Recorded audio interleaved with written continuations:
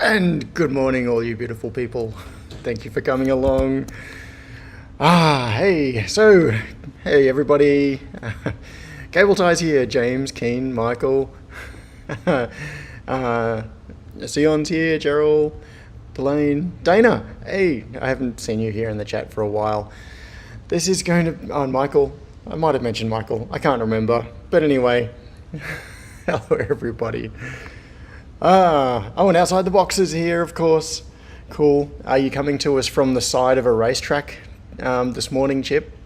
Are you out there watching cars go around and around really fast, making a lot of noise and losing a lot of rubber? Maybe you are. So, Chip, one day we've got to do a live stream from the side of the racetrack and you share our petrol head obsessions with everybody else.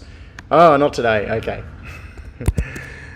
So, as you can probably see from the weird camera and the probably echoey microphones, I'm just using the laptop at the moment, and I am in the factory.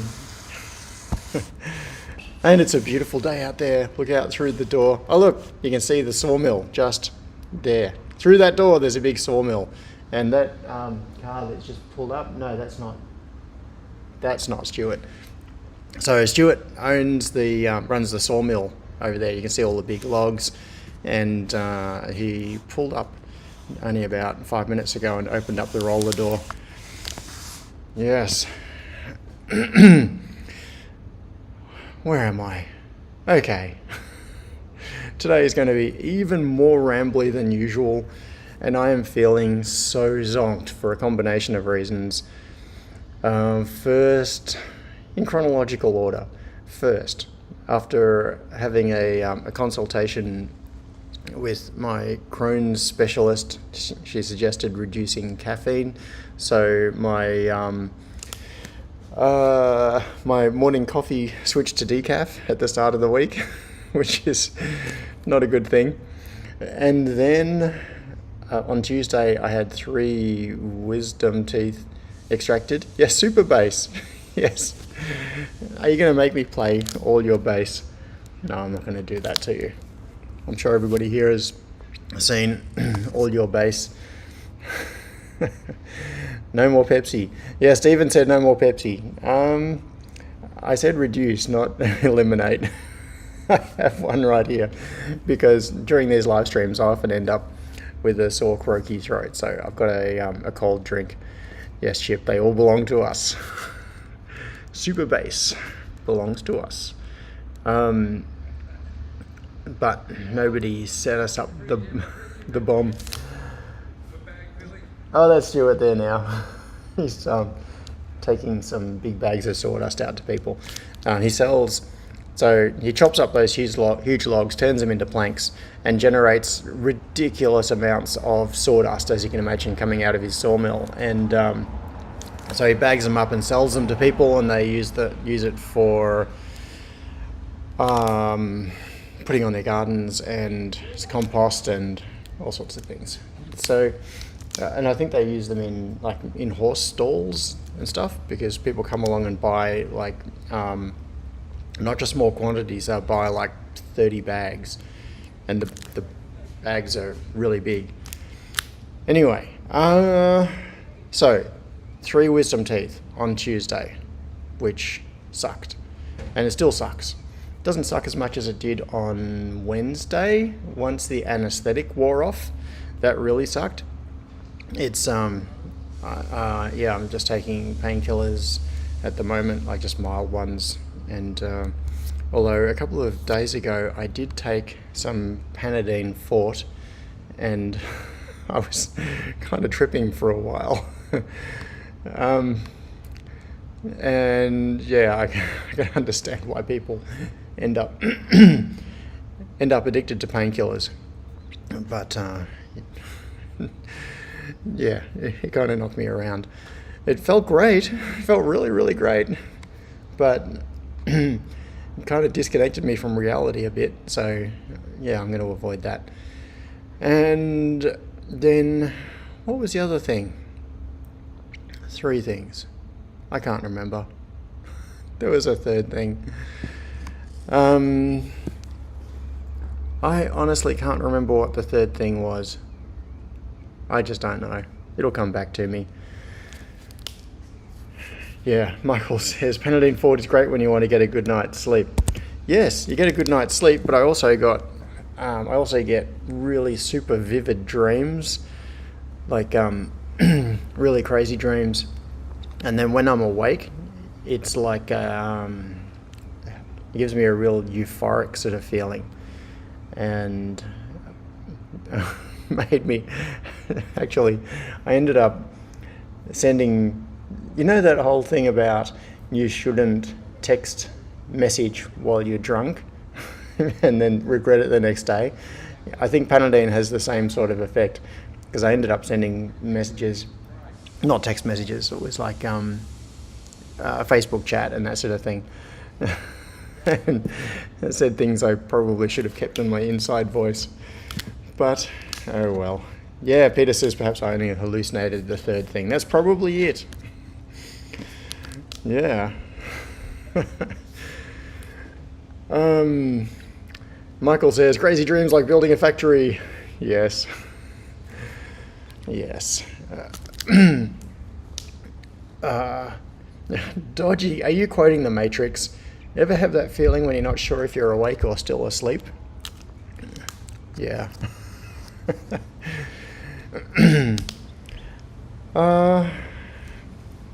Stephen W. says there was an alternative to Panadine Fort that also has a night-specific one with the sedative in it that knocks you out. Okay, cool. Yeah, mescaline, the only way to fly, says Dodgy. All right, this is even more off topic than usual for this live stream.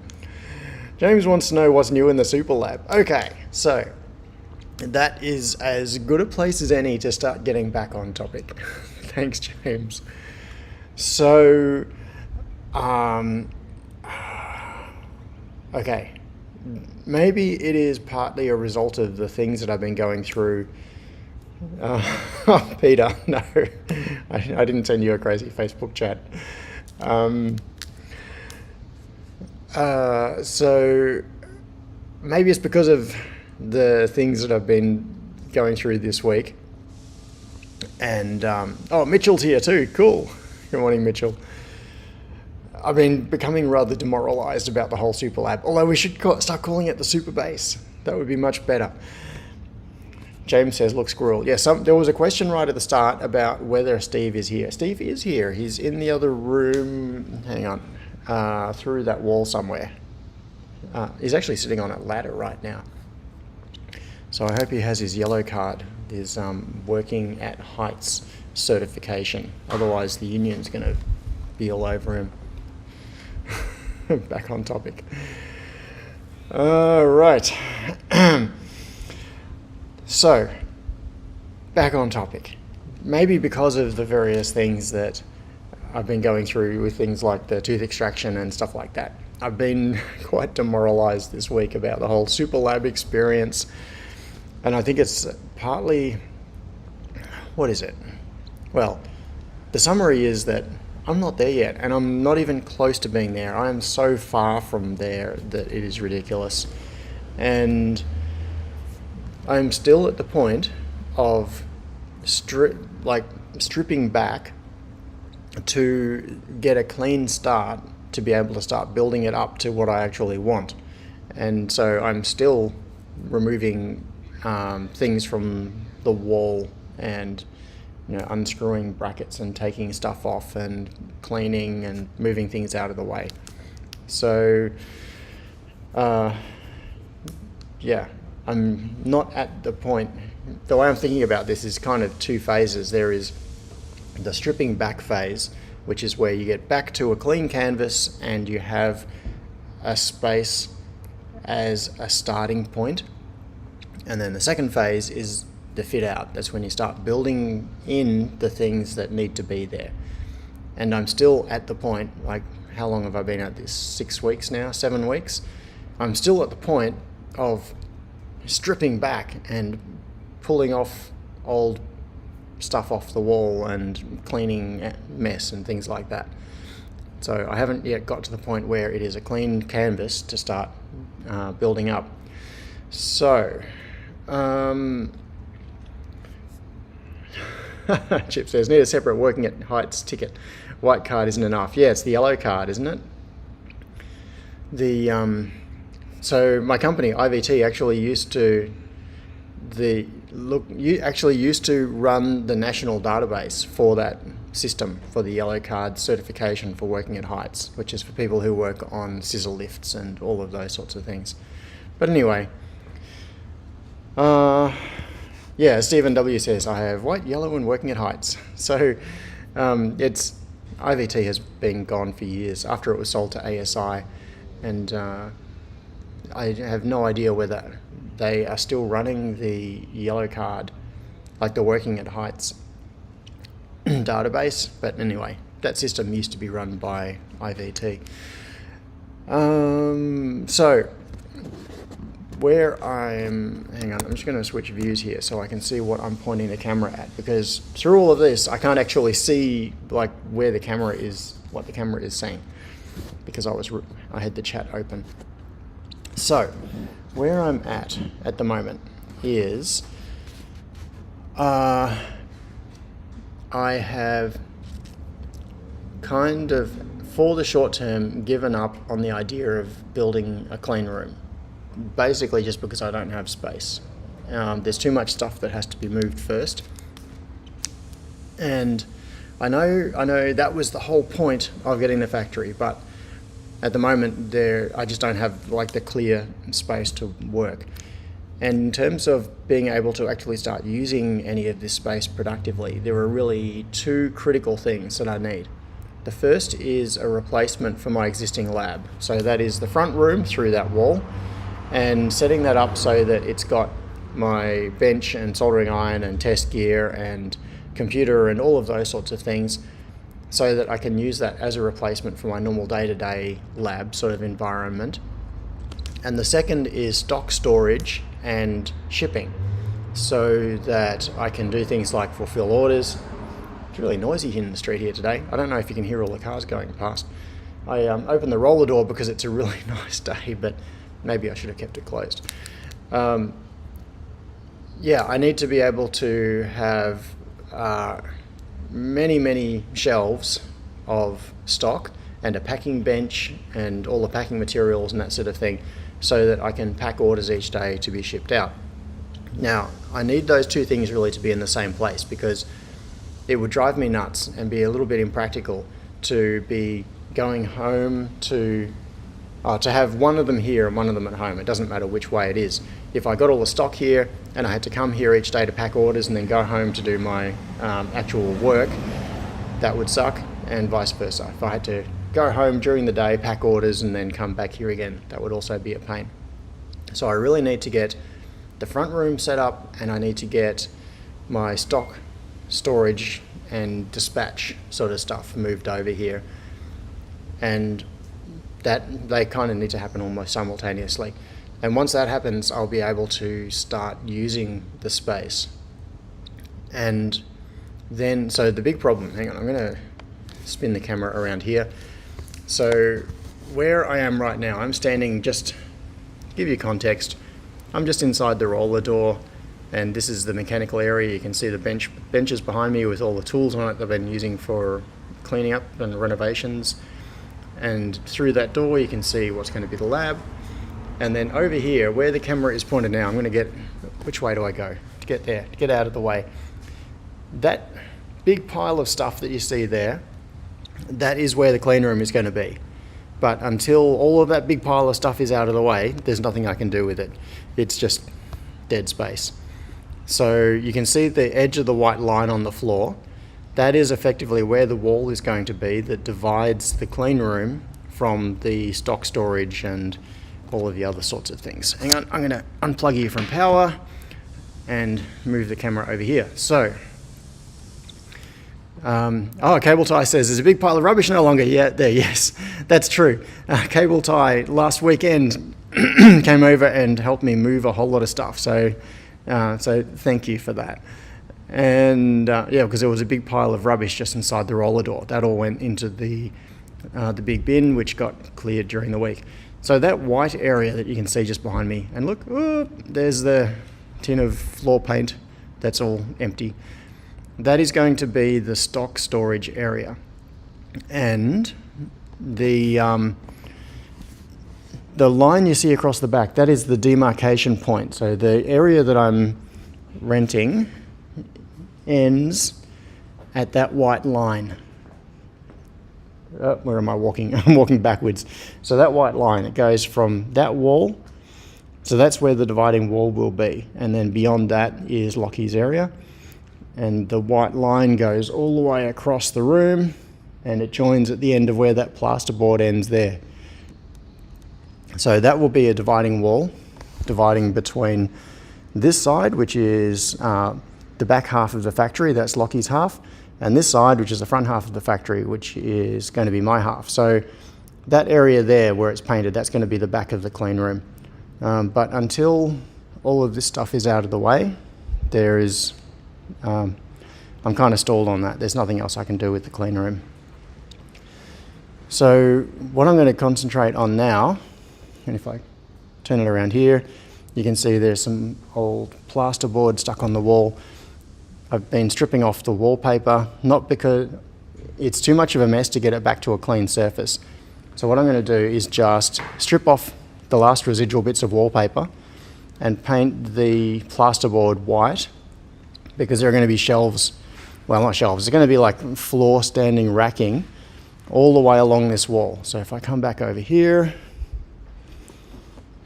and look back into that direction, so that area there, all along that wall is going to be shelving for stock storage, and then there's going to be another row of shelving partly into the area. So it's really hard showing by picking up a laptop and walking around. It's very hard to get the camera angles. So let's see if I can do this. There will be a row of racks against the wall, and that's why I'm not too concerned about making the wall perfect. I'm just going to paint it white, because what's going to happen is there'll be racks in front of it and then boxes on the racks. You'll barely even see the wall. It'll just be like behind all the boxes. So a row of racks along there, then a walkway, and then another row of racks, which will be accessed from both sides. So there'll be like a double depth rack. And then on this side, when the wall is here, there'll be another row of racks along this wall as well. So there'll be 3 rows with walkways between them. And then at the front of this space, just around here somewhere, is where the packing bench will be. And if you remember the 3D floor plans, going back to another view, the packing bench was somewhere just around this area. Okay, so my short-term goal is to get that stock storage area cleaned up. I've got to clean up that wall, get it all painted, paint the floor again because it's only got one coat on it, and it's enough to kind of seal the concrete, but it still looks terrible. And I need to patch holes in the floor because there are holes all the way along it. And then I can move in all of the shelving. So I have all of the shelving. It's currently at home being used for the same purpose. I just need it here instead of at home. And I need to leave space at the end for when the wall needs to be built. So what I'll probably do is have, well, I don't know if I will leave space for one column of the racking, or if I'll put the racking in and just resign myself to the fact that I'll have to pull it back out again in order to build the end wall and then replace it. I don't know yet. Okay, so the stock storage area is kind of getting close to the point where it's clean and it's a blank canvas. And then I can start fitting that out. Keen says, you haven't factored in a place to store all those big boxes you acquired. Yeah, I know. They're going to end up stacked somewhere. At the moment, it is effectively 2 pallets worth. In fact, I will show you that. Let's go for another little walk. So the stuff here in the front, all of this is all Lockie's stuff or things that still need to be disposed of. And then back behind it, you can see all those big brown cardboard boxes, those ones are full of the Z-Wave power boards, and they are on pallets, which means we can move them easily with the forklift. In fact, I restacked those twice yesterday, all those boxes. I don't know how much they weigh, but they're not light. It took me a while. They were all stacked right down the back, and I moved them all and stacked them down here, and then after I'd stacked them, I thought, why didn't I put these on pallets? That was stupid of me. So I ended up I had the pallets because the pallets were what they originally came on, and I then put the pallets on the ground and restacked back onto them. So I moved all of those things twice yesterday. But at least now, if I need to move them around, we can run the fork under them, pick them up and just shove them somewhere else. So apart from that, there are some of my car parts and things over the back there. What have we got? Walking down here. Oh yeah, we've got down the back there are floor tiles for going in the front area, and here are car parts. What is there? Oh, there's the factory intercooler and coil packs and cold air box and a whole lot of other things. So those are the original parts that were on my car before they were upgraded. And if it ever needs to be returned to factory condition, they can be put back on. So basically the way I'm thinking about it now is that whole area is just like dead zone until all of this is out of the way and I've got room to move and clean it up. There's nothing I can use that space for. Okay, now I need to break the rule, have some caffeine. Minimize, not eliminate. Cable tie says car parts. Is the beamer falling apart already? No, it's not falling apart. It's just had significant upgrades. It's got a much bigger intercooler. The suspension system has been almost entirely replaced. It's got M3 suspension parts in it now and a fully adjustable coilover shock suspension system. Lots of other things. Anyway, you probably noticed it's got super echoey because I've just walked into the front room, and I'll show you some progress on here. So I'm moving the camera view over from, let's see, from near the front door. Basically, this is the front door. You're not looking at the front door, you're standing at the front door and looking in. So over here, there is the little alcove that is now fitted out. So it's been plastered. I'll give you a close-up view of that later. The header wall is all built, it's all plastered. The big sliders are in place.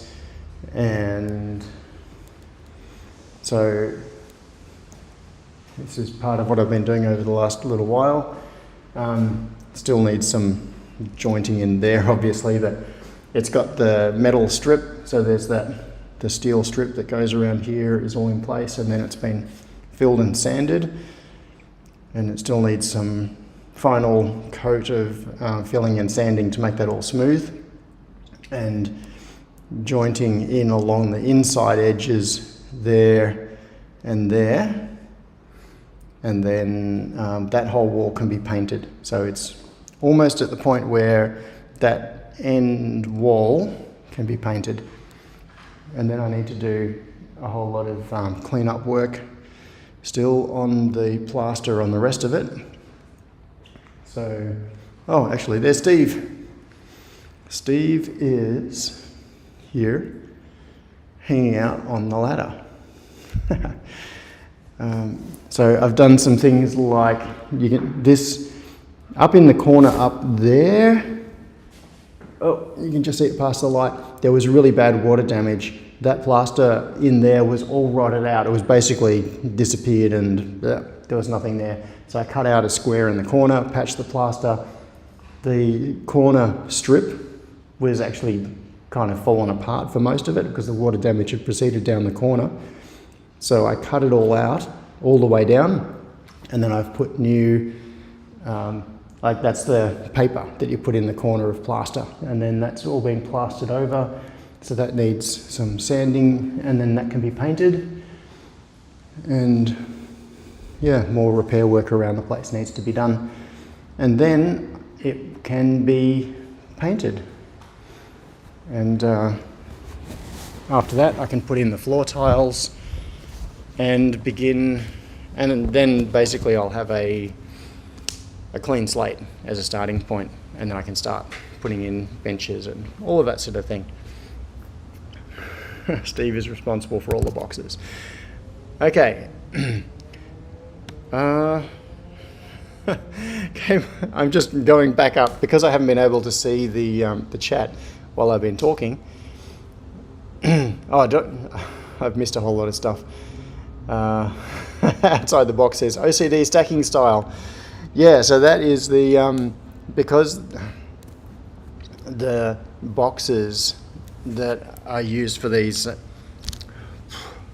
I can't speak very well.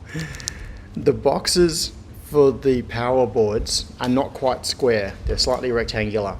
And so what the stacking style is to have them going like that on the pallet.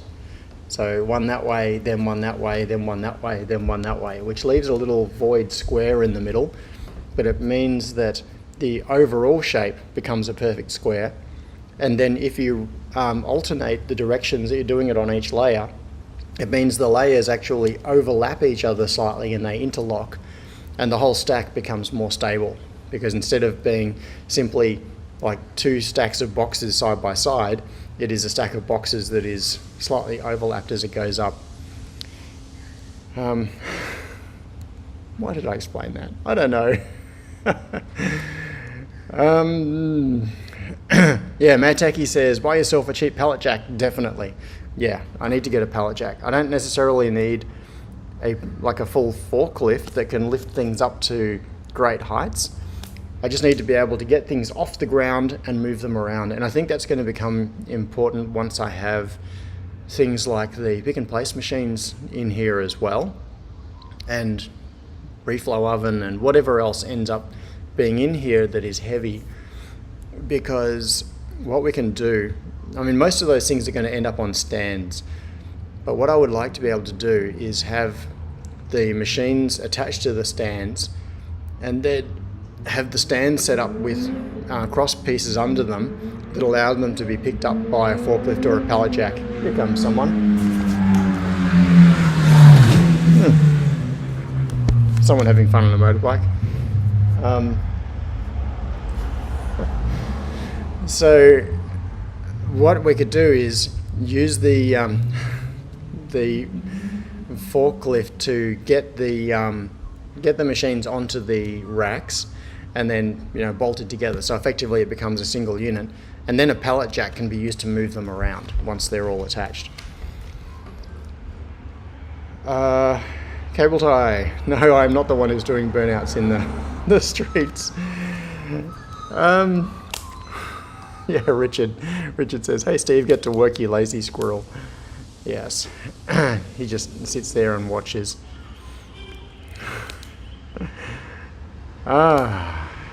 Yeah. Keen says, all the little things take so much time, especially when you want to do them properly.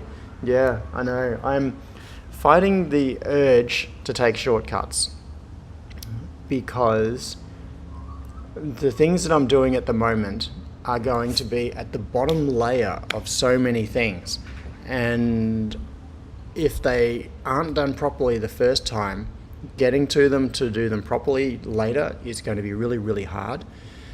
And so that applies to things like getting the walls all nice, because once benches go in, it becomes much, much harder to work on them. Or getting, the corners where that joint was between the two pieces of plasterboard, and I redid the tape in the corner there. I want to make sure that is done nicely, because doing that later, when there are desks in the way and there are computers and things, impossible. So I need to get those sorts of things done properly the first time. Yeah. Oh, Chip said OCD was referring to how neat they are. Yes, I know. I spent way too much time as I was stacking them, getting the box in place, then making sure the edges aligned on both the sides.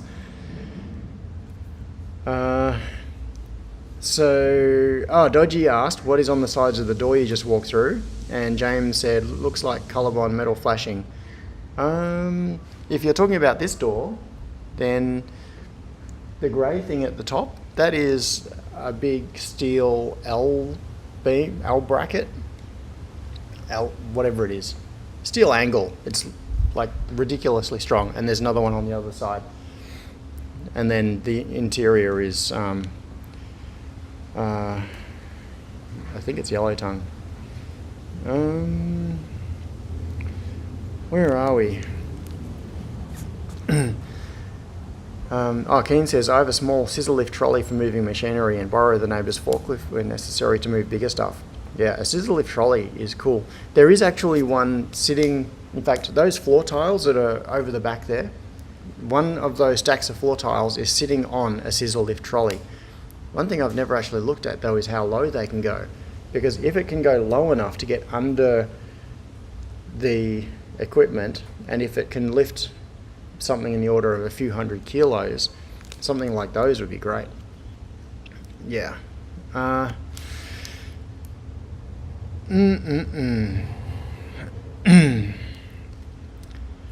Oh, lintel at top, but what's on the sides? It is... Oh, things on the sides. Yeah, that is... it's floor sheeting, I think. Lentils. Okay, where are we up to? I don't know. Where are we up to? We're up to more caffeine. What is it? We're half an hour into the live stream. I've talked more in the last half hour than I have all week. And I got to tell you, I'm probably going to have to end this live stream early because my mouth is hurting. It's, I can feel, so I've still got inflammation from I'm still kind of in the danger period where it hasn't healed over the sockets properly where the wisdom teeth were extracted. So I had the bottom one out in the left and the top and the bottom out in the right. And it's quite swollen internally through here. Yeah, I feel puffy. And it's kind of starting to hurt because I've been talking. I obviously don't spend much time talking normally.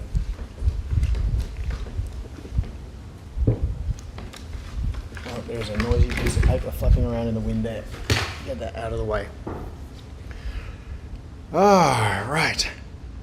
Now, where do we go from here? Okay. There is something. Actually, a couple of things. Actually, a few things. There are always more topics. Okay, I'm going to get this one out of the way first because it is so far off topic, and then at least maybe we can get back on topic. Is anyone here in the chat, has anyone here played The Last of Us or The Last of Us Part 2? The reason I ask this is I've played both of those games through many, many times, and I'm kind of obsessed with them. And the HBO TV show of The Last of Us has just finished filming. It's going to be coming out, I don't know when. Maybe late this year, that would be cool. Maybe next year. And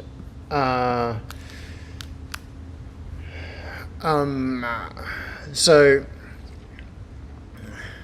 what was Diablo 1, okay. So the reason I'm asking is I've been thinking about doing a live stream or a series of live stream playthroughs of the games while discussing the world of The Last of Us. And I wouldn't do this on the Superhouse channel because it is so far off topic, it's not like even in the ballpark. But do it on like my personal YouTube channel or something. And Atari Pong, Age of Empires, yeah. Yeah, it's kind of weird. I was going to say I don't consider myself a gamer, and most of the time I'm not, basically just because I don't have time for it. But, and also way back in the past, like 20, 25 years ago, I would spend way too much time playing games, and it was a waste of time. Like, I would lose so much time playing games like early Mac games like Marathon, the precursors to Halo. And then I basically just stopped playing games for years and years. I didn't play games at all. And there are a couple that I've played over the years that I've thought were pretty cool. But I haven't really spent a lot of time playing games until The Last of Us. But I didn't even see it when it first came out. It was years after it came out. I was given The Last of Us remastered as a birthday present. And first time I played it, I hated it. I got like 20 minutes into it and the controls just drove me nuts. And I kind of rage quit and said, this game is stupid. And that was because all the games I'd played previously had been on Mac or PC, so keyboard and mouse. And the transition to using a game controller, it just broke my mind. I couldn't handle it. Couldn't play with a game controller at all. And so then sometime later I came back to it and started picking up the controls, so I basically just learning how to use the game controller as opposed to a mouse for aiming, which is still really, really annoying. Anyway, I could get into a whole thing about that. I won't, except gyro aiming is the bomb. It's awesome. So anyway, I ended up getting through that game, absolutely loved it, played it through a few times, and then The Last of Us Part 2 came out. Played that, loved it, and I've played them both through so many times now that I've totally lost count. I have got no idea how many hours I've spent in those games, and it's basically just an evening thing. Like when I'm crashed out at the end of the night and I can't think anymore, I might put it on and play for an hour and like just play through encounters or things. And so what I was thinking of doing, and the thing is that those games have such a deep backstory and such a well-imagined world that it's not just about playing the game, it's also about there is social commentary in them, and there is a deep story behind them all. And so what I was thinking of doing was finding someone, because my initial thought was to do this solo. What I could do is basically start playing the beginning of The Last of Us. Just start at the beginning, play through, and as I'm playing through, talk about it. So discuss things like social ramifications of things that are going on, and talking about how does the cordyceps virus develop and all of those sorts of stuff. Just geeking out over all of the intricacies of the game and the world and the characters. But then I thought it'd be so much more interesting to do that with someone else. Kind of like imagine a two-host podcast talking about a specific topic, but also playing through the game simultaneously, so you can see what's being discussed while it's being discussed. And so, so this is the reason for bringing it up here, is if there is anyone that is really interested in the whole world of The Last of Us, it'd be cool to find someone that would be willing to spend many hours doing a dual live stream, and I was thinking of like having basically like a Zoom call sort of thing. So it's two of us on the live stream talking about it while I play through the game, or the other person plays through the game, or we could take turns or something. Anyway, if there is anyone that would be interested in doing that with me, please let me know.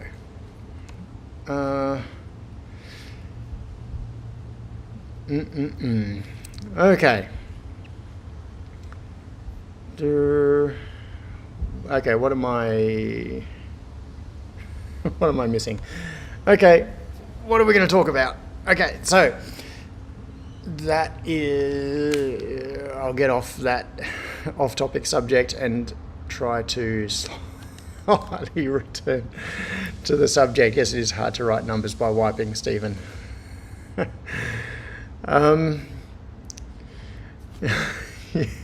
Yes, I know, dodgy. Yes, they were shitty puns. There were some other topics. Okay, another topic. Now this topic is actually 100% on topic, and I'm wondering, yeah, why not? I'll start talking about it. I've talked about it before. It's about doing custom Wi-Fi access points for IoT devices. And as I've talked about before, I have built my own access points in the past, and got them doing some really interesting things that you can't generally find in commercial access points. Excuse me. The most interesting thing is supporting personal pre-shared keys. And what that means is when you have a Wi-Fi network, you have the SSID and then you have a passphrase. And in order to log on to the network, you need to log onto the SSID and specify the password for that SSID. The problem is, unless you're using some kind of an advanced authentication method like EAP, then with certificates and that sort of thing, you can't give individual users their own password. And a classic situation for that is, imagine you've got a small business, like, I don't know, a coffee shop or an accounting office or something like that, and your Wi-Fi network is My Cool Coffee Co., and then you've got a password for it, and you want to be able to give all of your staff access to that network, so you give them all the password. But then one of your staff leaves. You got normal staff turnover. If you want to revoke their access to the network, you have to change the passphrase for everyone, because it is associated with the network, not with the individual user. And unless you do something like MAC address profiling, which is easy to spoof because you can change the MAC address on the client side, you can't really force individual, you can't maintain the same passphrase while blocking people. You have to assume that if someone knows the password to your Wi-Fi, they know it forever, unless you change the password, and then you've got to go around and change every single thing. So I can see everybody here saying radius. That is only part of the solution. Yes, radius. So I've run radius servers in the past. I've started running radius servers, when would it have been? It was when I had a dial-up ISP. So radius actually stands for, I think it's Remote Authentication Dial-In User Service, something like that. And it's basically a way of looking up passwords for users. So a user wants to log on to a system. It's kind of like if you work in the Windows world, it's like a domain controller kind of concept where you maintain a centralized registry of users and their associated passwords. So a user wants to log onto a network and they say, I am this user and this is my password.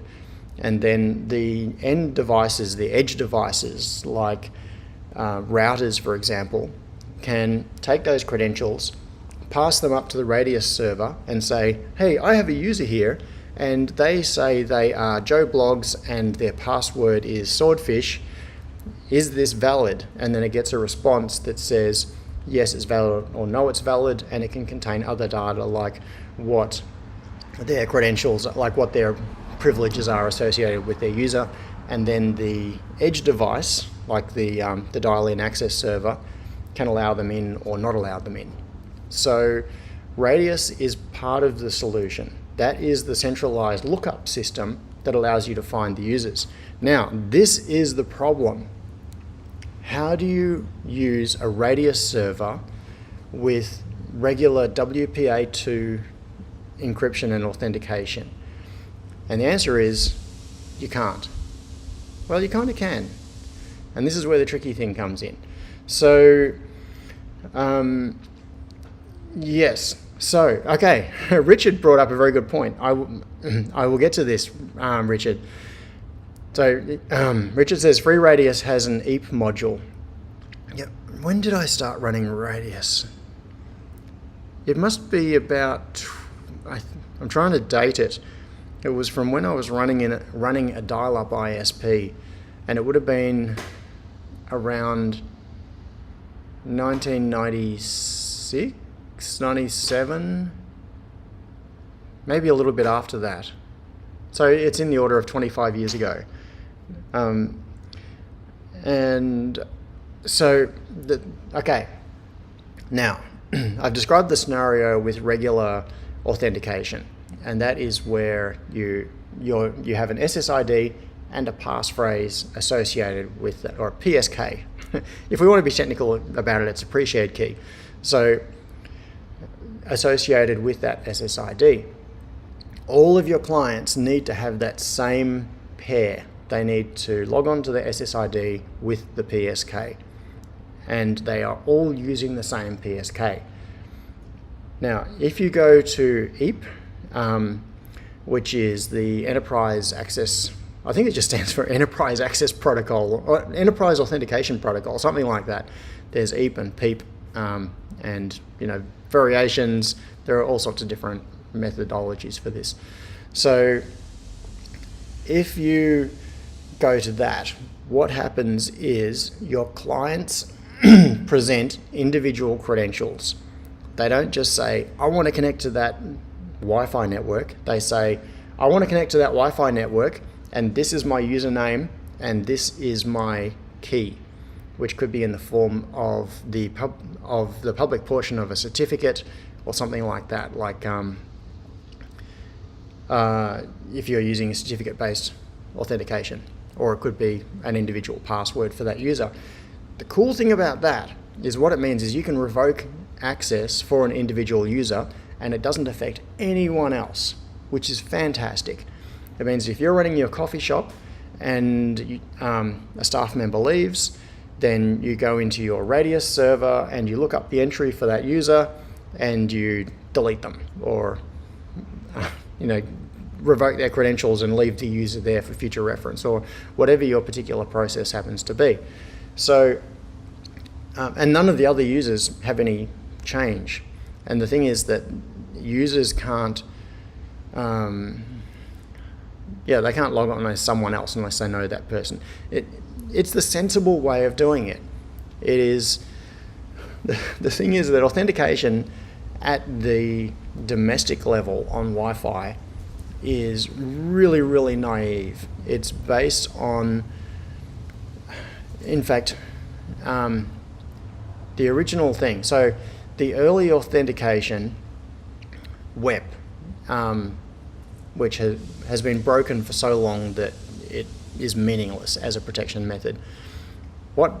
If you were logging onto a wireless network and you were setting protocols and things, you've probably seen things like WEP way back in the past, WEP, and that is actually Wireless Equivalence Protocol, I think is what it stands for. And the thing is that it's very similar with a lot of wired networks. There is so much trust built into the network that they simply assume that if you have physical access and you can walk up and plug into a network socket, the DHCP server will give you an IP address, you're on the network, you can see everything. It's like the keys to the kingdom. You can access everything. Now, there are ways around that. I don't want to get diverted off into that, but that's the idea, is that when you have a consumer-grade Wi-Fi network, it is not segmenting and protecting and controlling each of the individual connections. It's kind of like just a big grab bag. It's like everybody is connecting into the same network. And that is the problem that is overcome by things like enterprise type authentication with user-based authentication.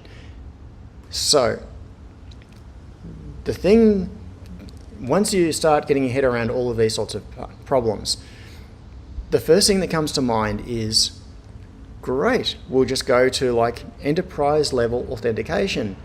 And if you're using gear like Unify, wireless equipment and routers and that sort of thing, they support it out of the box. You just turn it on. You can say, yes, I want enterprise grade authentication and I'm going to use certificates, and you can segment people off onto their own VLANs, and you can do all that sort of thing. If you're dealing with end user devices that are things like laptops or even phones that support that sort of level of networking infrastructure, that's great. You can do that, and you can maintain all of your users in a Radius server, and you can add users and delete users. Every user gets its own profile. The problem is you can't do that with an ESP32 or an ESP8266. And in fact, most IoT devices. So it results in all sorts of workarounds. The big problem is trying to, and there have been attempts to make this work over the years. I've been looking into this quite a bit because it's one of those things that has really frustrated me. And so there are things like client-side implementations of PEEP on ESP32, but the experience I've had with trying to make them work is that they are really flaky, and it's trying to do too much on a little device. And you also end up with difficulties of things like key management, generating certificates, that sort of thing. And so Michael says, I run a separate SSID for my IoT gear, and Richard said IoT devices as they currently stand are a huge security hole. Yes, so this is the basic problem that I'm trying to, I was going to say solve, but solve is too big a word for it. I'm trying to improve. And so one way that you can do this is by doing a kind of hacky thing on the access point side with regular consumer grade WPA X, like WPA2 authentication.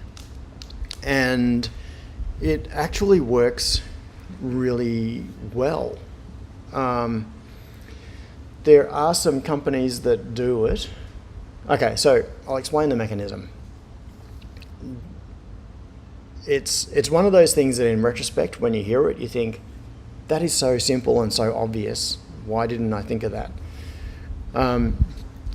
But the thing is that it requires some hackery on the access point side. And this is why people don't do this, because normally you buy consumer grade access points, they are a closed box, they've got binary blob firmware in them, and there's not a lot you can do. And there are exceptions to that.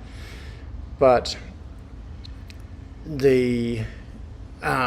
but for the most part, when people install access points, the features they get are the checkboxes that are in the UI as it comes from the factory, and if it ever gets software updates, it's a miracle. So being able to do this is not that simple. So this is the trick. What you do is, in the access point, when a user connects, the access point gets several bits of information at a low level at the networking side that it has access to, including the MAC address of the device that is connecting. Now, it needs the MAC address for routing purposes, like to set up its ARP tables and things. So what you do is, on the access point side, you maintain a list of MAC addresses and passwords. And that's it. So say you've got an IoT device and you want it to connect to your network. What you do is you store its MAC address, you stick it in the lookup table or the authentication table on the access point, and you assign it a password.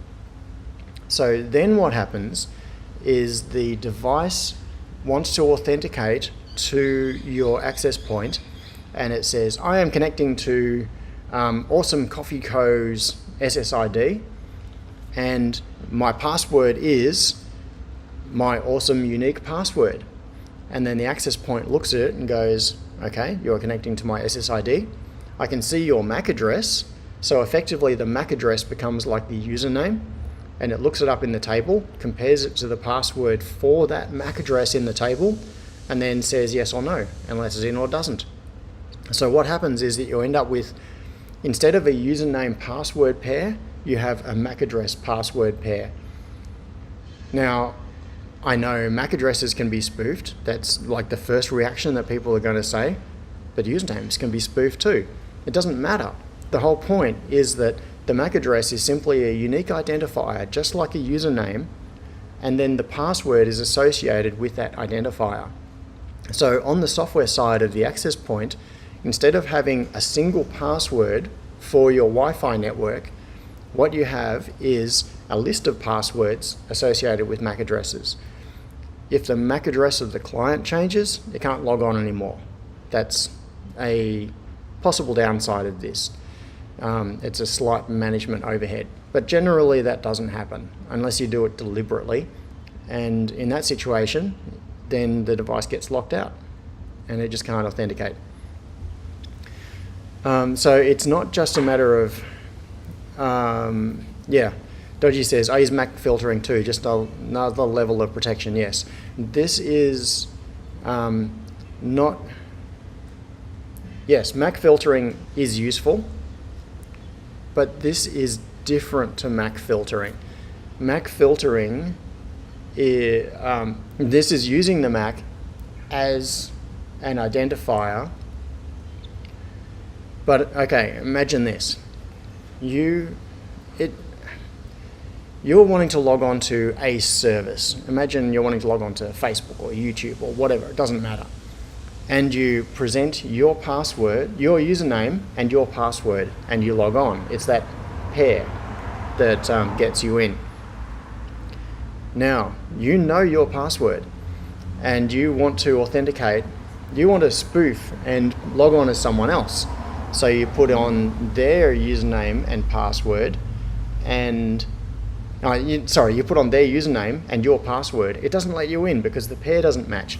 You're using a valid password, but it's not for the user that you're trying to authenticate as. So when I say that, it sounds so obvious. It's like, yeah, of course. But think about it. That same thing applies with MAC address spoofing. You can know the MAC address of the device that you want to log on as, and you still can't log on as it, even if you spoof its MAC address, because the password that you know will not be the same as the password assigned to that device.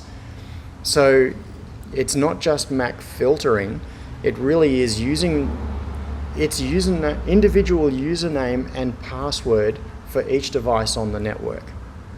That's the goal. It's just that instead of having a username that is human generated, like Joe Blogs, the username is generated as the MAC address. But apart from that, it's as secure, as far as I can tell. I'm no cryptographer, but as far as I can tell, using a MAC address and an individual password gives you the same level of security as using a username and an individual password. I can't think of a scenario where that doesn't apply. And so this is what I've done. So the access points that I built, what I do is run, I've done them with both Ubuntu and with Raspbian, running on Raspberry Pi, and doing filtering in the AP, basically on the AP side in the software with a lookup table with MAC addresses and usernames. All right, drink time again.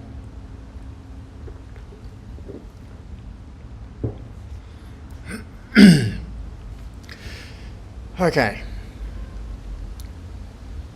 The point of all of this, I'm in the situation now where, so this is a project that I've had ongoing for a long time, like a couple of years. I first built my own access point several years ago.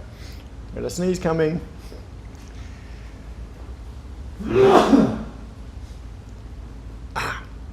Hopefully that's that's all of it. Right.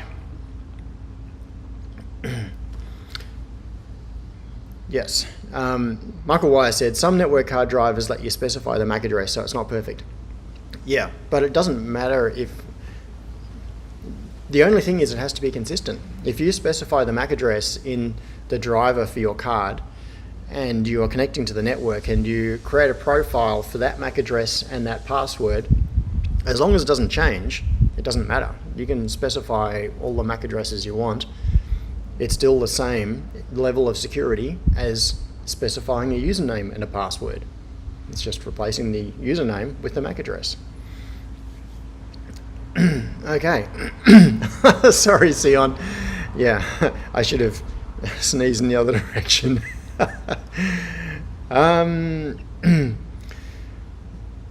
Yeah, so Stephen says, while harder to do, software support for using a low-powered router chip with built-in networking is massively cheaper than a Pi. Yes, that's true. So this is the classic thing of iterating through multiple versions. Starting with the simplest platform to do it on and then optimizing. And the reason that this is a thing now is that I'm obviously at the point right now where I need more access points. And so I'm at the stage. So a couple of weeks ago, maybe a month ago, I started doing things like looking around for secondhand UniFi access points, because what I had in mind was that I would just fit out a UniFi network here in the factory and have a single UniFi controller and have them both associated. So the UniFi management system supports multiple sites. You can have the user interface, like one user interface and controller with multiple sites, and it's designed for use by small businesses that might have multiple offices or locations. And you can do things like set up VLANs between sites and manage everything in one place. Instead of having to log into a different management interface for each location that you're managing or each set of gear, you've got one place and you get a list of all the sites and you can see how they relate to each other. That was my plan, but money. And lack of availability of UniFi gear at the moment. There is a global shortage of UniFi equipment. It is really, really hard to get. When you can get it, the prices are high. There are people that are selling UniFi gear at more than retail price at the moment. It's a bit of a strange situation. And so it's also expensive, like hundreds and hundreds of dollars for each access point, and I would probably need 3 access points as a minimum. In the short term, very short term, I could get by with 1. In the less short term, I could use 2. So the thing is that this wall is all cement block. And so what I would really want is 1 access point in the lab area, because I want really good Wi-Fi in there. one access point in the main factory area where it's open. That would be the 2. And then when the clean room is built, if I use cool room panels for that, which is what I'm planning to do, they are double metal skinned. There is a layer of foam in the middle, and then there is a thin layer of steel on both faces of the panel. And effectively, it's going to be a big steel box, almost like a Faraday cage. So the clean room is going to need an AP inside it as well. Although it'll probably get coverage through the glass. Anyway, 2 or 3 APs, that's what I need, at several $100s each, plus other stuff that goes with it. And all of a sudden I'm looking at thousands of dollars worth of networking equipment just to get basic stuff happening here. And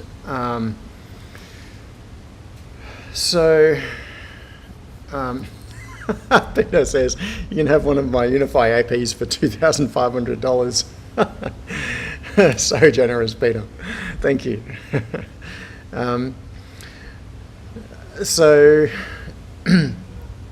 Anyway, I was looking around at APs, and I'm in several Unify groups on Facebook, like Unify Amateurs and a couple of other groups. There's an Australian Unify Buy Swap Sell group, and another one. I think I'm in 3 Unify groups on Facebook. So I've been keeping an eye out for equipment coming up available for sale, and just searching on Gumtree and places too. And as I was doing this, I started thinking, hang on, I've got my own APs kind of like 90% of the way there. Why don't I just work on that a bit more? So gets me to the point.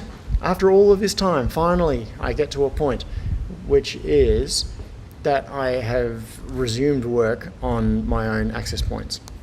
And they, of course, are 100% open source, and both hardware and software.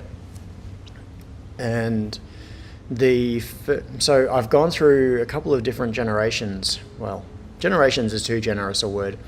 My very first prototypes, the first couple that I built, were regular Raspberry Pis, and what did I do on those? I was running, I had a PoE hat on it, so I've actually designed 2 PoE hats that go on Raspberry Pis, like full size. They were Pi 3B pluses that I used for those first couple of access points. So it's like a full size, full cost Raspberry Pi, which is not exactly cheap. It's still a lot cheaper than a Unify access point though. And so I was powering them off PoE, and then the next version, the idea was to start optimizing it and putting it into a nice case that looks good. I'm doing a whole lot of hand waving now because I've got all of this stuff, and but that's at home, and because I'm doing this from the super base, which belongs to us, I can't show them to you. But the next version beyond that, what I did was switch to a Rock Pi S, which is an off-brand Raspberry Pi equivalent. They're tiny. They're like this big, really, really small. Very cool things. They've got what is the processor? I can't remember what the CPU is on them. I think it's a MediaTek MMTK something, I don't remember. Anyway, really, really small Raspberry Pi equivalent, and they're cheaper. You can get them with onboard NAND flash, so you can run the OS out of NAND flash instead of SD card. And they have built-in, well, they've got the headers for PoEs. No, they don't. That's right. That was why I had to do some nasty hacks on the circuit board. The memory is coming back now. In order to add PoE support, what I had to do was intercept the connection on the cable and split out the pairs that I needed for extracting power, and then feed power back into the Rock Pi S. So the next version, it's getting really windy here. Really windy. I don't know if it's too noisy. I might have to close the roller door if if that is too much noise on the microphone. So my next version was I did a custom circuit board, which some of you will have seen. It's about this big, give or take. It goes inside a round enclosure. So I bought some access point enclosures from SZOMK, my favorite case manufacturer, based in Shenzhen in China, and they make thousands and thousands of different enclosures for everything you can imagine. If you want to make some kind of weird device, like a handheld device or a bit of test equipment or whatever, they will have an enclosure that suits it. And they make quite a few different enclosures for wireless access points. So I bought some wireless access point enclosures, made it PCB with a RockPi S on it, and I've had some problems with that because I've had some software problems and I've had some hardware problems. So the software problems with the network stack and trying to get the Mac-based authentication working, and also problems. This must have been a year and a half ago that I did this, so I'm trying to remember. I also had some peripherals on it. I wanted to have it do like the Unify thing where it glows different colors to show status. So I put WS2812Bs on the PCB. It's really noisy here at the moment. And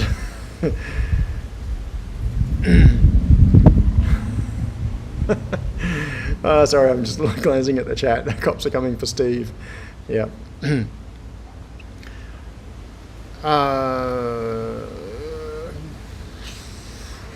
Where was I? I don't know. But given the noise of that wind, I am really tempted to close this roller door. Okay, it's blowing dust everywhere. I'm gonna spin this around and just closing this roller door is a real problem. I'm not heavy enough, so I currently weigh 92 kilos, and I'm not heavy enough to get the roller door down just by pulling on the chain. I have to stand on see that base plate right there, that comes down to ground level. I have to use the chain to get it down part way and then stand on that and pull on the chain. All right. It's going to be noisy, this is a warning.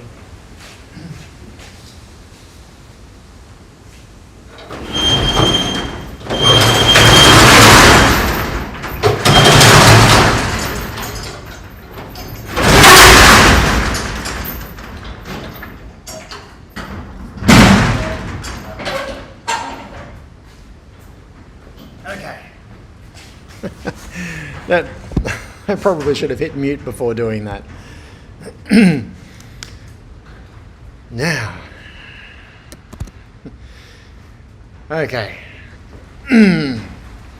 Need to go electric, says outside the box. Yes, I do.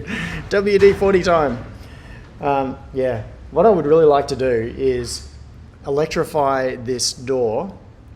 The thing is that it's got a kind of complicated geometry because it has a swinging door frame that is used for the human-sized door that goes into the sliding door. So in order to be able to open and close it electrically, you need to first open the human door and then slide the main sliding door up, the roller door. And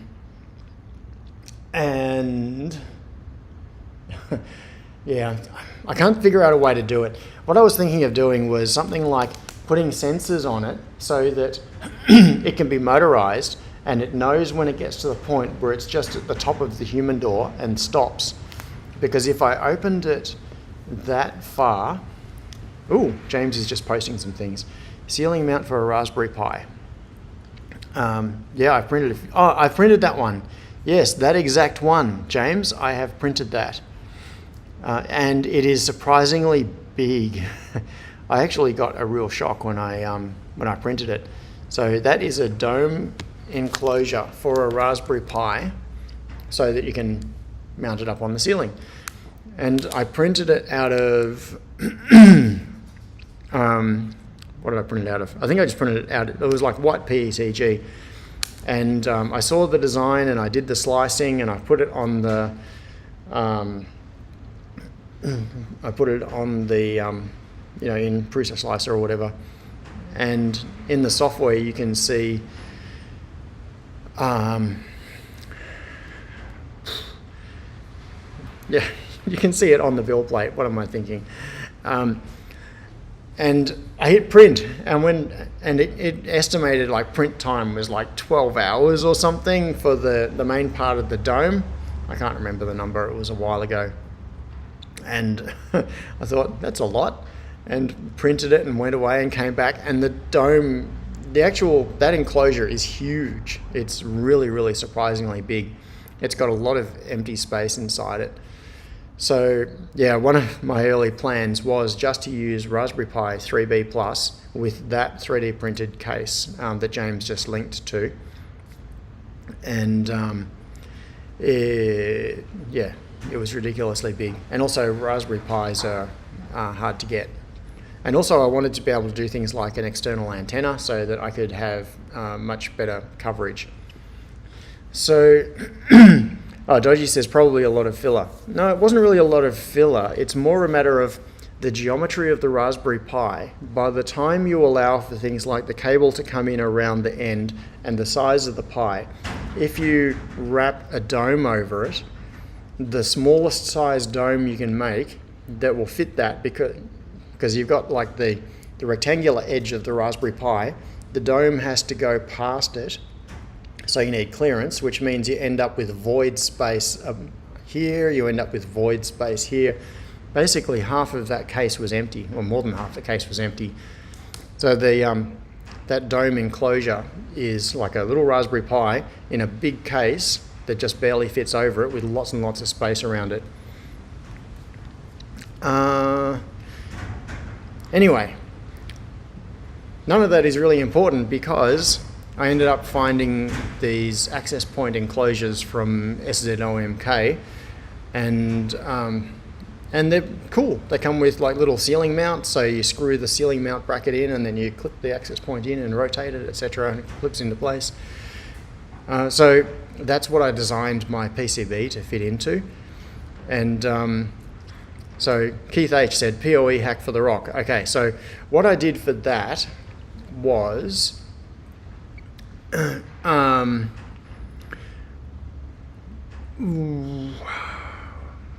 added, I'm thinking about how to explain this without drawing diagrams because waving my hands around is really not adequate. What I did was on the PCB put an AP8C socket for external connection. So that's the socket that you plug the external cable into the access point, and that cable can have PoE on it, or you can power it through a DC jack or whatever. It doesn't matter. That's not really the point. The point is power comes in through an RJ45. I'm just going to call them RJ45 sockets, and then on the circuit board, the traces for the data pairs that are used for 100 base T. So this is not supporting gigabit, but just 100 base T.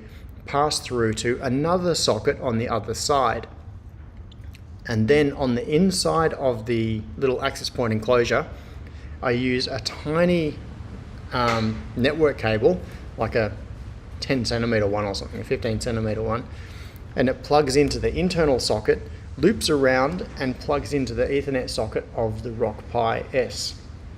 So it's kind of a little chain inside the enclosure. The cable comes into one socket, goes through to another socket, back out to a cable, and then back into the Rock Pi S. And what that allows me to do is tap into the pairs that I need for PoE. So on the PCB, those pairs are tapped out, and it goes to a couple of powering options, including a module for 802.3 AF, and that allows you to use like a standard PoE Ethernet switch providing 48 volts down the line, and it then gets split out and regulated and fed to the Rock Pi S and the other parts of the circuit.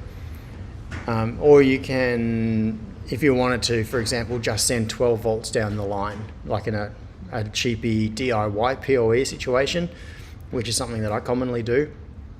You can just put some jumpers on and bypass the PoE regulator, and then on the board it gets regulated down to 5 volts, and that 5 volts gets passed to the Rock-Pi S.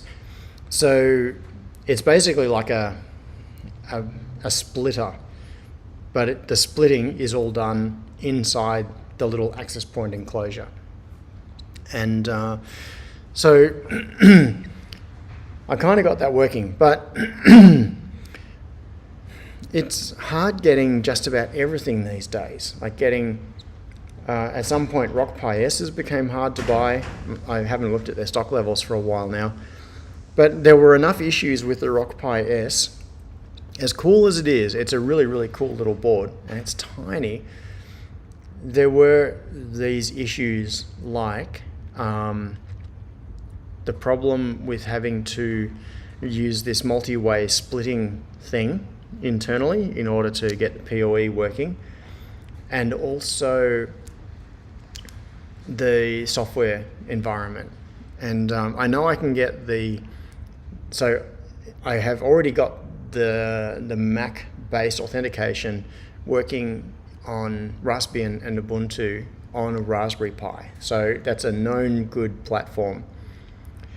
And so anyway, what I decided to do was, the thing is that there is no good solution to this. There is no board off the shelf that gives me everything that I want. And so I kind of have to do something hacky no matter what. What I'm doing now, the direction that I'm going at least, is putting in a Raspberry Pi 0W which has been patched for an SMA connector for an external antenna.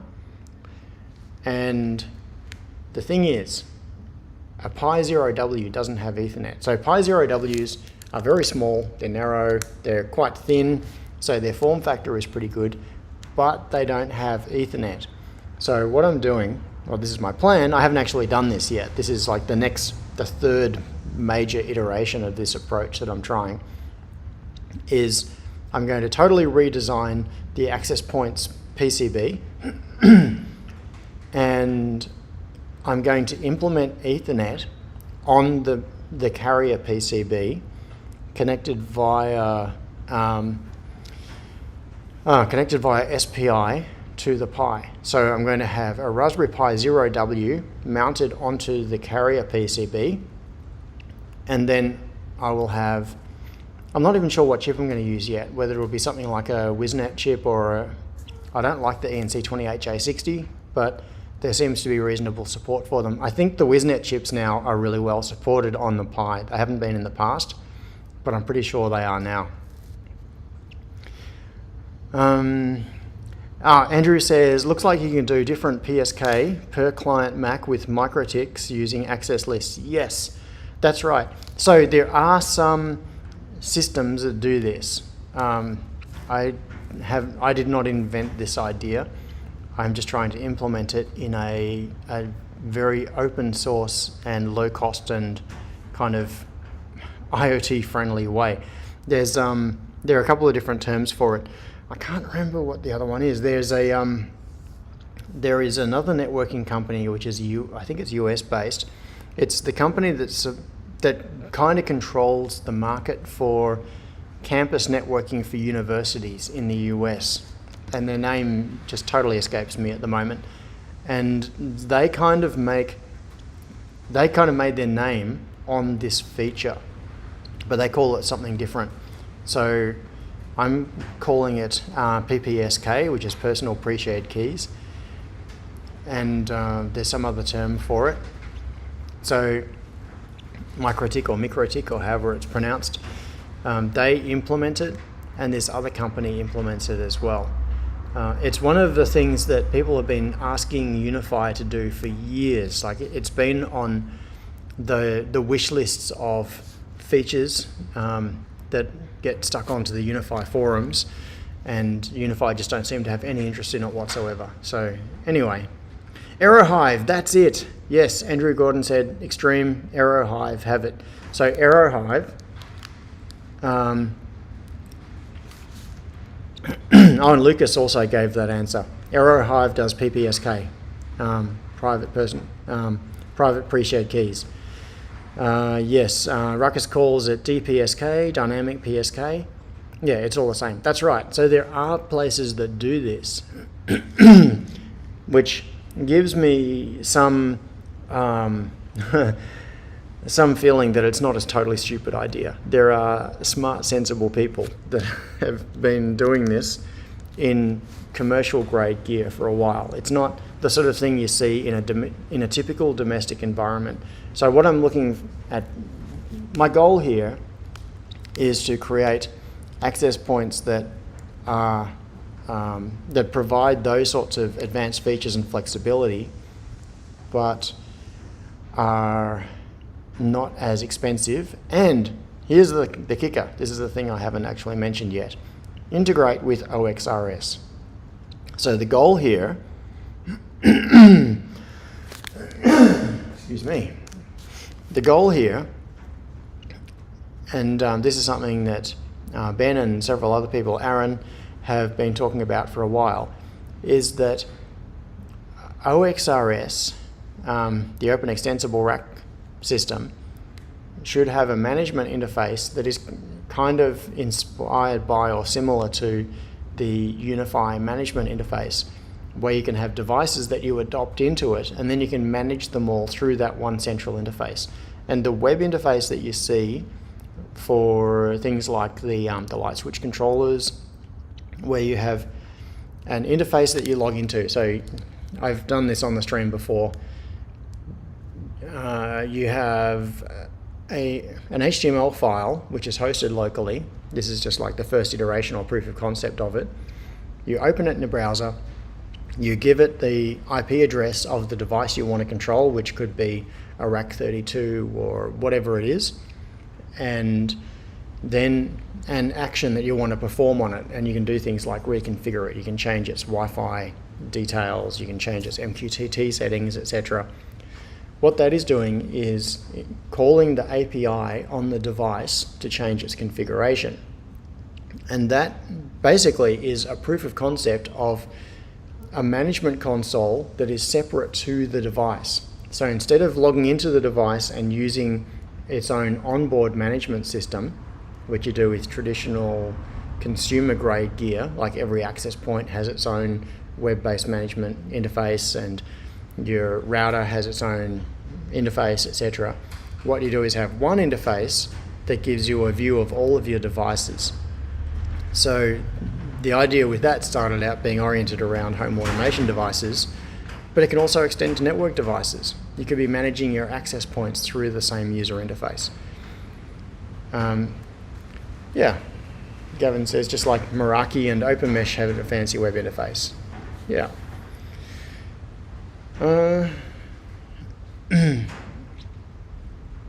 So, this is not brand new stuff. It is just DIY open source stuff, I suppose. Yes. Oh, I need more painkillers. It's oh, this talking is really getting to me. Wagon Loads asked, do Apple airport base stations have web interfaces? I don't think they do. They're managed through an interface that runs, it's basically a program that runs on your computer, and it discovers all of the access points. Hang on, I'm going to airport utility. I've got it right here on my Mac. So right now, where I am in the factory here, I've got like a collection of all the wireless access points and things at home, as everybody does. And I pulled out an old Apple Airport Extreme, like a really old one. It's, I don't know, 10 years old or something. I pulled it out of the cupboard, and set it up here. So at the moment I'm actually running an Apple Airport here, and so you can't see it, but in front of me right now I've got the airport utility, and when you open the airport utility it shows your access points that are on your local network, and then you can select them and change their configurations. So it's similar concept. You've got a single unified interface that you use to manage the devices on your network. What it doesn't have is the high level or the abstraction that things like Unify and all of those other sort of mid-range commercial systems have, which is being able to do things like define and specify an SSID or network configurations or define VLANs and those sorts of things, and then deploy that change and have it apply to every device on the network.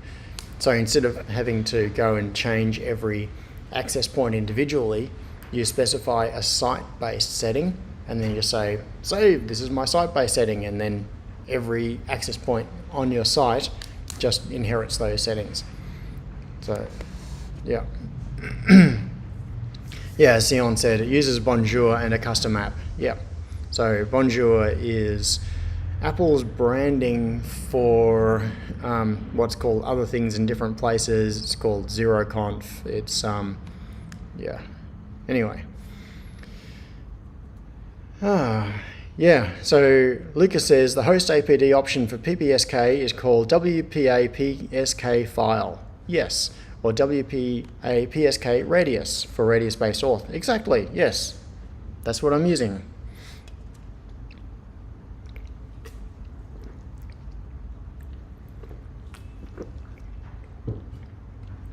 So, what I'm, yeah, as Cable Tie says, MDNS, so multicast DNS. Now that, yeah, so Lucas has been pointing out the configuration options for host APD. Yeah, so the thing is that this stuff can be done, but it is hacky. It's and it's poorly documented.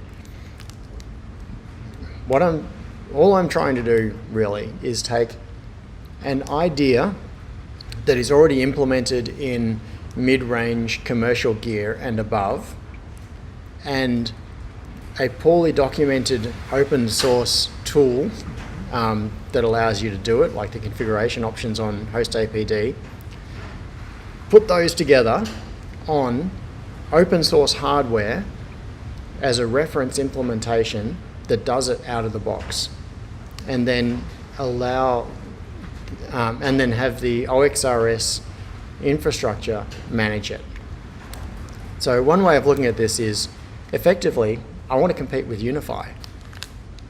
I want to, but with some of these extra features, but 100% open source.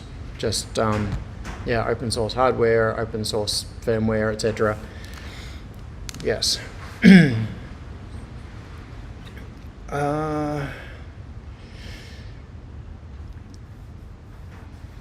Yeah. So Peter asked a serious question. Peter, can you ask a serious question? Are you looking at the Matter API for IoT things? I will. I haven't yet. I know what Matter is, as to the extent that I have read the press releases and read people posting about it and discussing it and explaining it and that sort of thing. But I don't know what Matter is to the extent of looking at the on-the-wire protocols and the implementations. So I have I have the concept, but not the actual nuts and bolts that are required to make it work.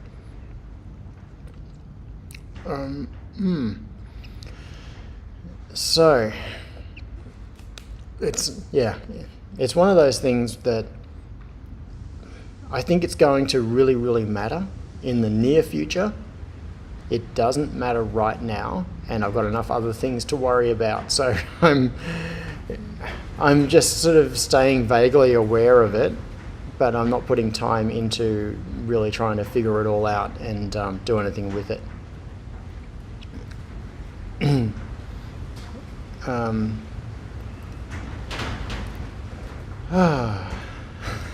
Tassie Bob said, has Peter reminded everyone to click like for the stats, you know? No, I don't think Peter has yet. Thanks, Tassie Bob. You're keeping Peter on his toes. But now you mention it, yeah. Right. So Andrew said, include some way for a device to be adopted and be sent Wi-Fi, etc. credentials without it having to be pre-configured. I see your question. I will get back to that. Yes. So I suppose this is kind of just reiterating what I've already said, but the way I'm thinking about it is looking at what Unify does, not in detail, but in general concept of multiple devices managed through a single user interface, and not just Unify. I keep talking about Unify because that's what I happen to run at home. But of course, there are all these other systems that other people have been mentioning in the chat as well. It's the way it's done once you get beyond a small domestic situation.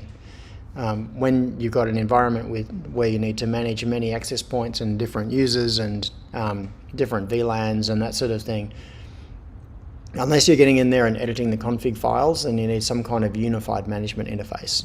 And the unified management interface makes it so much easier for doing things like pushing site-wide policies to all the devices without having to reconfigure them all.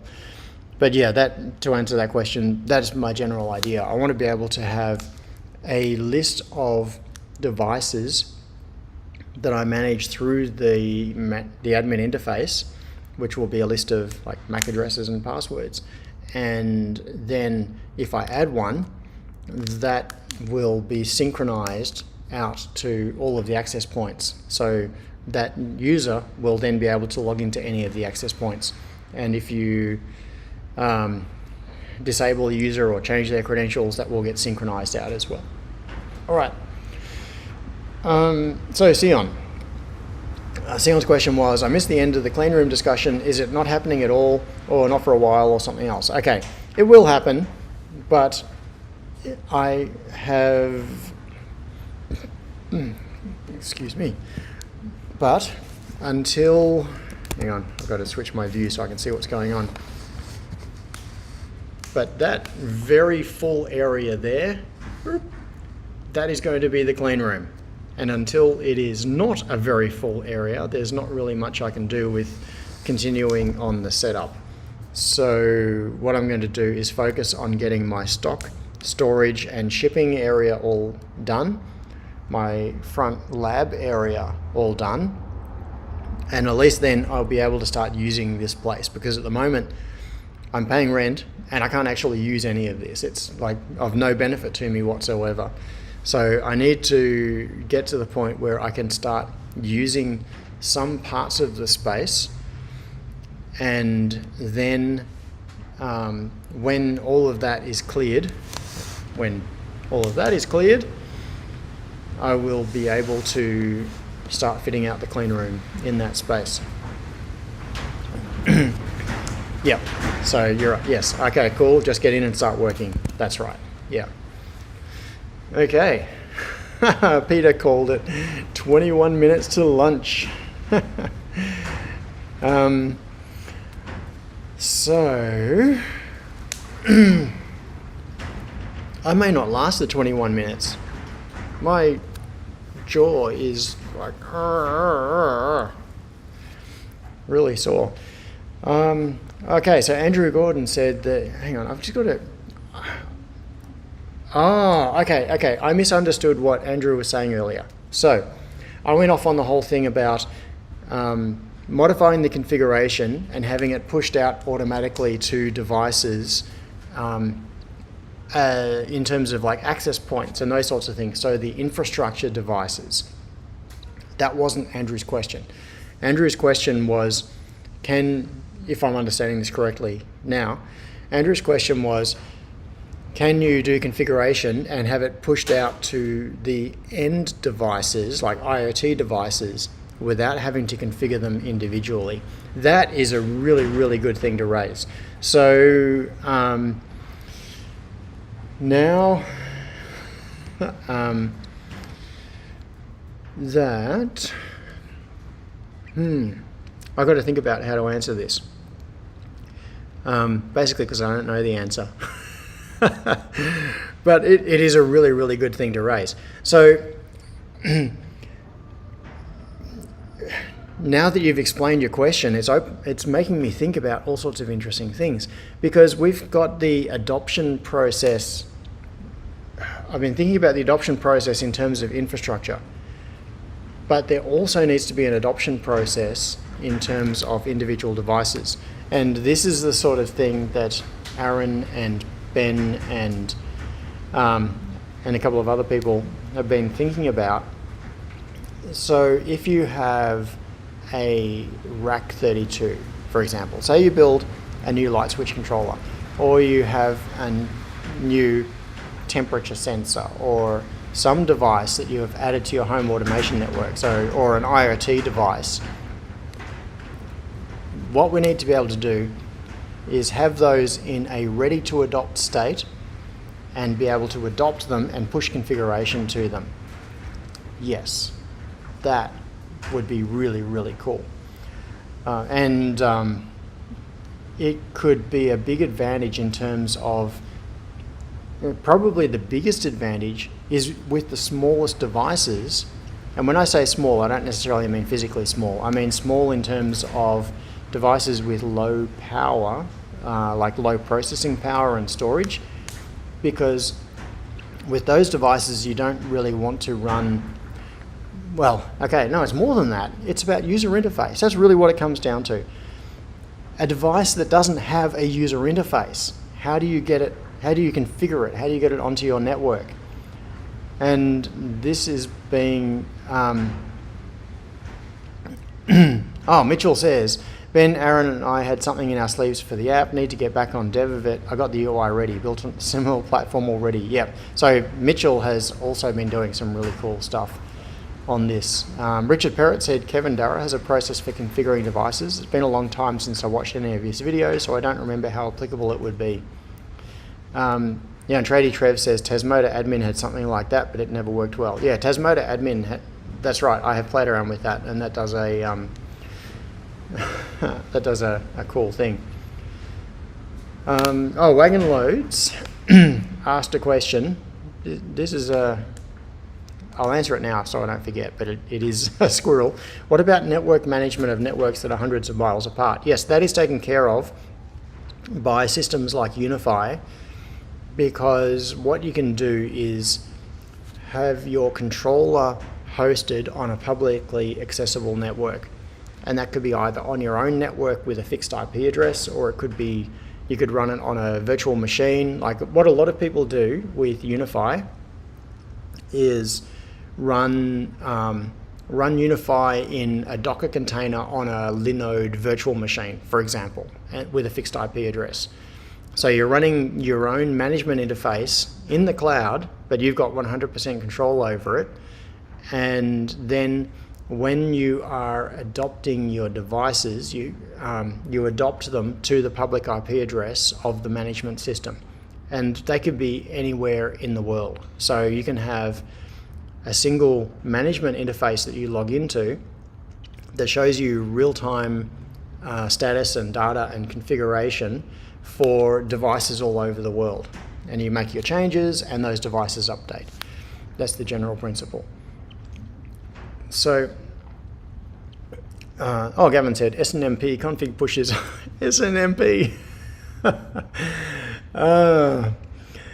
I haven't messed around with SNMP for years. I used to do a lot of that sort of thing. So SNMP is Simple Network Management Protocol, and it's giving me nightmares now. I implemented some SNMP stuff years ago. What was it for? Oh, that's right. It was for small business office servers running on. They were running on Debian. Like small business file servers running Debian. This would be 15 years ago, and yeah, simple network management protocol is not simple. Yeah.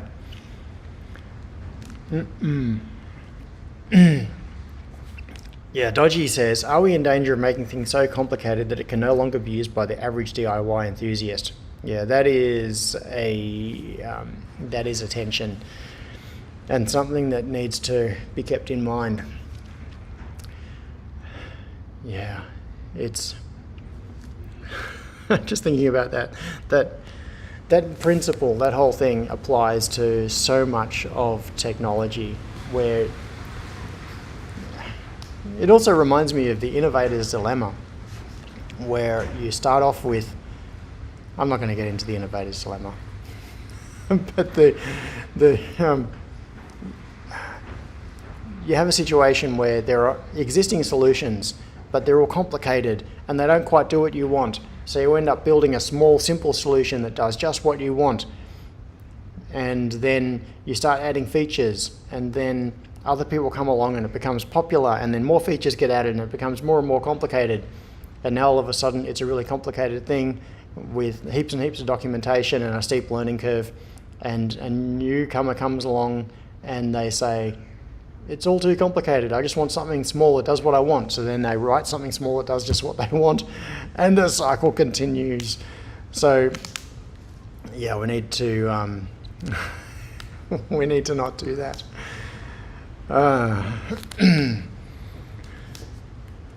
Yes. So Richard said, very complex structures can be disguised behind a very simple UI. To the average user, the UI is the important part. Yeah, that's right. I don't even know where to begin with this. This was a challenge every day at IVT with developing our software. So Site Builder, and then which was the basis for Association Online and many other systems. The whole thing about how do you add features and add flexibility without complicating the user interface so that people can do what they need to do in unusual situations without making it more complicated for the common situation, the regular thing. Yeah. Scott says, before you know it, you're building Tasmoda. Yeah, let's not build Tasmoda. Tasmoda is awesome. Yes. Andrew Ruthven said, hey Andrew, possible to start simple, static config files on devices. For those that want central management, you have various mechanisms to deploy config, rsync, daemon, Ansible, etc. Yeah. So that is basically the principle that I was thinking of for my access points. So as it stands, the access points that I've built so far just have text config files. I'm using host APD and some appropriate config to make it do the PPSK type authentication. And what I've got so far, I just SSH in and edit the config files. There is no centralized management. But what I want to do, there are several ways you can go beyond that. One is, once you've adopted devices and you've got key-based authentication for SSH, then you can rsync updated config files to them. What you have to be careful of is not overwriting locally changed config files, and that then introduces concurrency issues. And anyway, there can be complications there as well. But yes, you are right. The idea is so my general plan for these access points I want to build them so that you can buy one access point or build one access point, all open source, of course. One access point, plug it into your network and configure it. You can edit the config files yourself if you want to, and it will work. It will be 100% functional. But if you have the bigger infrastructure with the OXRS management system, then it can take over managing those config files for you and pushing site-based policies and configurations out to the devices that it manages by updating the config files on those devices. So it's like a multi-step process. The difficulty, of course, is the whole thing where you've got a single device deployed and you have edited the config file. Now you set up a site-wide management system, and you could, anyway, we can get to that when the time comes. You can either resign yourself to the fact that you're going to blow away all of those configs and start fresh, or you could try to suck the config up into the management system as a starting point. But then if you've got multiple customized APs, that's a complication. Yeah, you can see where I'm going. Yes. And version control. So Michael said SVN has the advantage of keeping old versions in case you screw it up. SVN or then rsync or SVN to pull. Yes.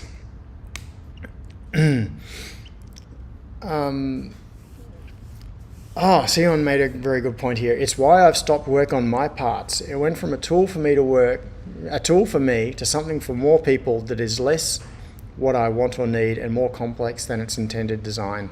Yeah.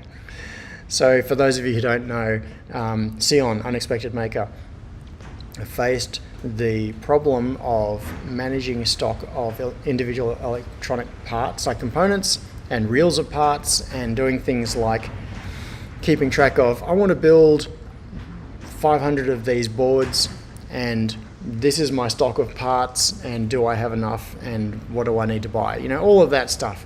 Once you're doing board assembly, stock management becomes a really big thing. And there are systems around there to do it, but Sion ended up writing his own system called My Parts. And the trouble with these things always begins when you have other people jump on board and start using them, and all of a sudden they say, but what about feature A, and what about integrating with this, and I need to import my board files from this weirdo CAD package, and I want to look up stock levels on Octopart, and all of these sorts of things. So it goes from being a tool that you're building for yourself to a tool that does all sorts of things, including things that you may not personally care about, and that's a tough situation to be in. Yeah.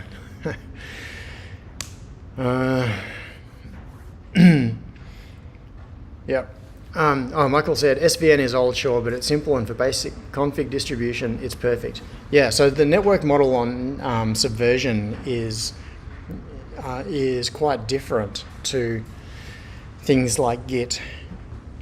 I used Subversion was my main RCS for a long time, or SCM. I shouldn't say RCS because that is an actual thing, even though nobody uses it anymore, I hope. So the main source code management systems I've used over the years have been Subversion, Bazaar, and Git. And Subversion was really the thing. And I'd also used RCS, and what else was there? I can't remember. Subversion was the one that really got me totally hooked on version control and source code management. It does some things really well. There are some things that it falls over on quite badly and it has trouble recovering from.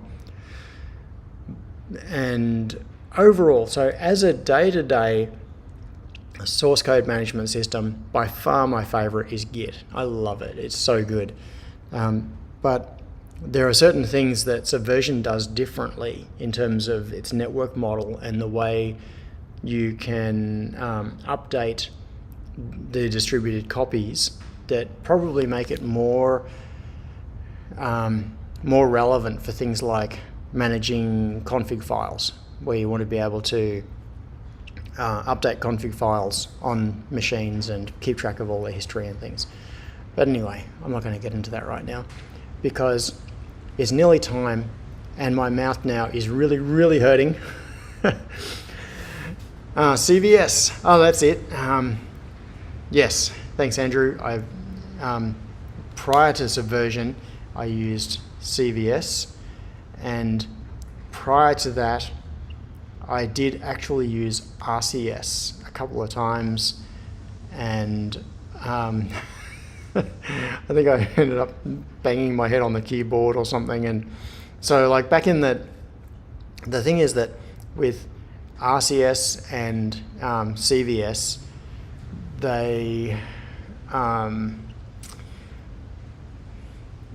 were still too crude. They technically, yes, they allowed versioning, but they were kind of like proof of concept or just exploring the whole idea because it was so new when they came about, that it was like the first prototype of an idea when you're just trying to get your head around it, that you then throw out to build the real thing.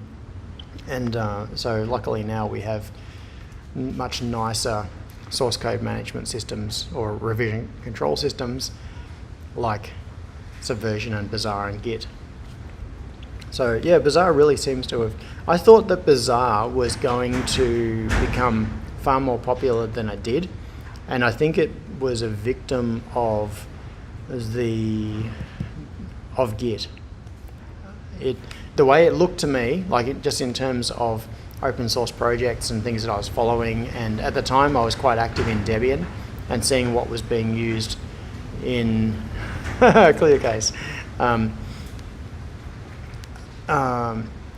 and seeing what was being used within Debian and the open source projects that feed into Debian. The way it looked to me was like Subversion was strong and it had really good uptake, and then Bazaar came along and it was like Subversion but done right. And what I thought was going to happen was, hey, Subversion has shown that source code management is a really important thing and that people are starting to buy into it. Bazaar has come along and now everybody's going to start using BZR instead, and that'll become the big thing, and that's the way that everybody will do it. And just as it was kind of getting to that point and people were starting to use it, Git came along and Bazaar kind of went, the wind was taken out of its sails and it never really got much uptake. So it was I think it kind of got gazumped to some extent. It's like, it could have been a contender, but it just didn't end up being. And I think a lot of people now are barely even aware of Bazaar. So it's, a lot of people these days, their introduction to revision control and source code management is Git. Like, that's all they know. So they didn't see that all of the steps, the evolution that came along before it. Yeah. Dodgy says, version control is 1,000 different copies of code on the NAS. Yep. Yes. Some call it fun, thank you. Yes, I'm sure I will feel better soon. I'm in the recovery stage. Oh, I know what it was. Remember right at the start of this live stream, I said there were 3 things that have kind of knocked me down. And the first and making me feel tired. The first was switching to decaf for my morning coffee. The second was having 3 wisdom teeth removed on Tuesday.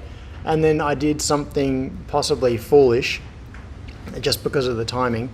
on Friday, I was in the pharmacy getting some prescriptions filled for my Crohn's medication, and I said, "So, what's the deal with the fourth COVID vaccine? Is that like a thing yet?" And the pharmacist said, "Yes, and because you're on immunosuppressant medication, like you're severely immunocompromised, you qualify, and we can do it right now." It's like, okay. So on Friday, I ended up getting my fourth COVID vaccination, and so right now my immune system is being challenged by the COVID vax, and it is also dealing with all the swelling and things from the wisdom teeth. So yeah, I'm tired. I need to go and just lie down for a while. Tassie Bob says, well, down here you have to be 65 plus to get the fourth. Yeah, there are exceptions though. So people like cancer patients and people who have immune systems that are severely compromised by some situation, and I fall into that category because I'm on, what's it called, methotrexate. I'm on 3 different medications anyway at the moment for Crohn's disease. And so if you are classified as severely immunocompromised, which I am, then you qualify now. And I suspect that is a national policy, not a state-based policy. So yeah. Anyway, okay, we'll tie. Yes, I'm 65. Yes. But yes, fourth dose, if you're 65 plus, then you qualify automatically. Below 65, you qualify if you fall into one of those special categories. And Peter is yelling at me and saying it's lunchtime. Oh, made it to the end. Yeah, I'm looking pretty good for 65. Thanks. So, I am going to go and give my... Oh no, Sion, you're a COVID house. Your daughter has it? No. Put her in a room and close the door. And put food under the door. Yeah. I am going to go home and rest. And rest my mouth. And maybe just rest in general. Yeah. Oh, Keen says COVID in my house too right now. Yeah. My mother-in-law has it right now. She tested positive yesterday. And yeah. Actually, Andy said something. I have no idea where this number came from, but Andy said something to me yesterday that was kind of shocking, which is, I'll see if I get this right, half of the people who have had COVID in Australia have had it this year. And like, we're in May. So this pandemic has been going on for 2+ years, and you would think that it's over. Like, nobody's talking about it anymore. It's not really on the news. Occasionally you hear some numbers and things. But in 4.5 months, we've had 50% of the entire cases that have happened in the last 2 and a bit years.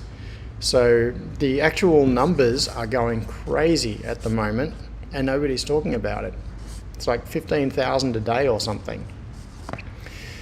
So yes, stay safe, be careful, and if you see someone in the supermarket wearing a mask, being the only person in the supermarket wearing a mask, like me, they're not necessarily a crazy person. They're probably someone like me, severely immunocompromised, who has to go out in public and has to be very, very careful when they do. So, okay.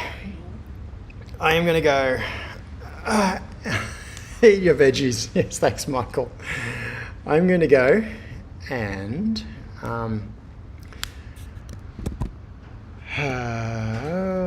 the rest, which I'm sure I've said already, but this time I'm really going to do it. So thank you very much for coming along to this live stream, this somewhat strange live stream. And I am going to hit this end button and go. So, thanks. Have a great week. Okay, bye.